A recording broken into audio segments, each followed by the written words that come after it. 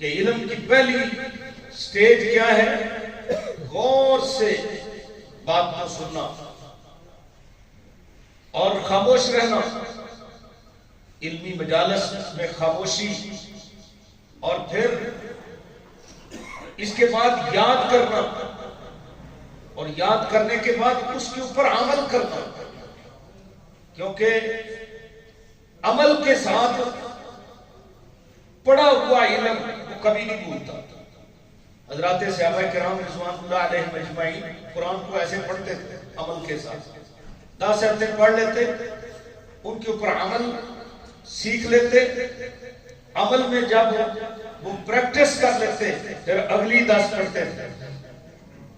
تو اس طرح علم محفوظ رہتا ہے، عمل کے ساتھ علم محفوظ رہتا ہے۔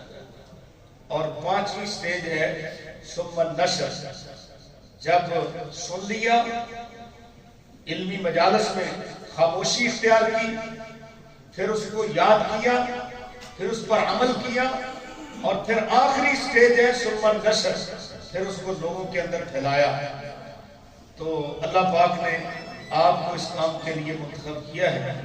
میری دعا ہے اللہ رب العزت آپ سب کو اس علمی میدان کے اندر کامیاب فرمائے، جو پڑھ رہے ہیں، جو پڑھا رہے ہیں، اور جو کسی بھی عملے سے خدمت دین کے اندر مصروف ہیں، کن طالباً کن عالماً او معلماً، کن معلماً طالباً او معلماً او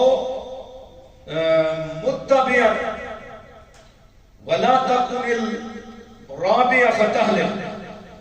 اور حضرت ابو درداء رضی اللہ تعالیٰ عنہ فرمایا کرتے تھے کہ یا تو طالب علم بن کے زندگی بسر کرو، یا معلم بن کے زندگی بسر کرو، یا ان دونوں کے ساتھ محبت کرنے والے بن کے زندگی بسر کرو، اور پھر جو پڑھا ہے اس کے اوپر عمل کرنے والے بن کر زندگی بسر کرو۔